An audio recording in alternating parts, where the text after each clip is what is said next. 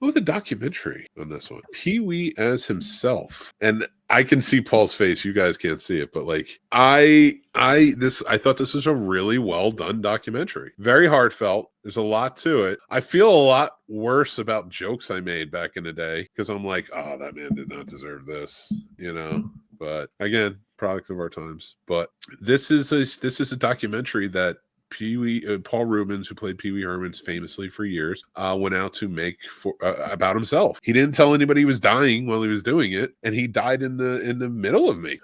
So they finished it, they put it together, they interviewed a lot of people who really cared about Paul, and you know, I'm an absurdist, so Pee Wee Herman is right up my alley. That man throughout the entire documentary had me cracking up. He was trolling the whole time. It was the perfect display of absurdity for 3 hours. It's a 2-part documentary. For 3 hours, I watched this man like completely tell his story, but at the same time have the fun he wanted to have before he died. And I really enjoyed that. And the story is such a beautiful one, you know, and it's heartbreaking at times, especially, you know, with the scandals and stuff like that. But like what he set out to do with Pee-wee's Playhouse and stuff like that, as a longtime watcher and fan of Pee-wee Herman, hearing these stories and like what he went into, and the fact that he went from like sort of an adult themed Pee-wee Herman one-man show, well, not one-man show, but like there was a lot of people involved, but this whole show to being offered a kids show, which is completely different from his material. And he was like, I'm going to take this serious. I'm going to do this for the kids and we're going to do it right. And he went all in on that.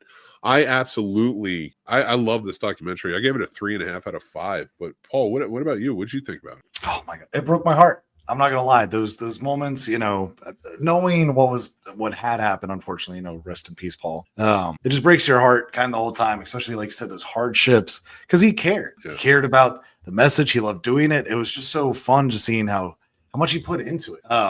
You love seeing someone in their element. And for me, I'm not gonna lie, I watch Pee-wee's Big Adventure almost once a month, like literally March and all, because I aspire to be like him. Because I wish I could be at like a 9 or a 10 and be absurd and not inappropriate or annoying. And however he managed to do it in all of his movies and his show, he could be right there where you're like, if you're just a little bit more, I'd be like, I'm turning this off. But you're right there where you're just entertaining. And I absolutely love this. This just made me want to watch all of the Pee-wee show again. You know, kudos to him as an actor and just as a person, you know, because he went through so much and still remained himself. Yep. We all make mistakes. We all do, you know, we all got stuff in our closets.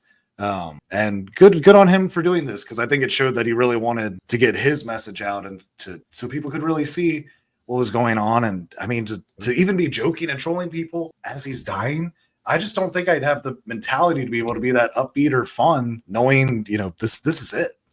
So it's a great documentary. I don't think he had the capability of being anything else but entertaining. I think that's just who he was. But just watching him for like that 3 hours or so, and learning so much about him. Like I knew he was gay, but I did not know that whole story with like losing the love of his life because he realized he has to return back into the closets by Hollywood standards. Yeah. And then like losing him to AIDS, you know, in the 80s and such, the AIDS pandemic, like it's so heartbreaking, but to see how resilient he was through all of these things and to keep going and to keep doing it and do another movie. Like most people after the news thing where, you know, the indecent exposure, which come on, like they stuck that on him. And if you watch this documentary, they tell you straight out, like, you know, it's not that he wasn't there, it's that that's how he consumed his homosexual materials and such, you know, and things like that. And but when they hit him with the child pornography claim, and it's like, and you find out it was just like old magazines, and it wasn't kids at all, like it was old men's magazines, health magazines, because he was a collector. And it before anybody like doesn't watch it and judges, he was a collector. This dude had things on top of things that he shouldn't, like, not that he shouldn't have had, but like why? There's you just have that to have it, like that's right. Like, it's crazy, but like he really was. He loved odd, weird things, and I get that because that's what I collect.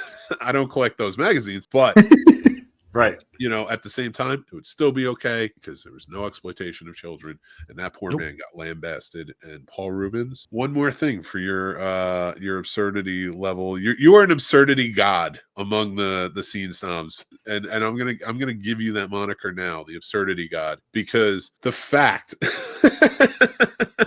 Dude, everything he did in this whole thing, but the fact that his first acting role after the indecent exposure arrest was Buffy the Vampire Slayer, and he had in his contract that he had to look as much like his mugshot as possible.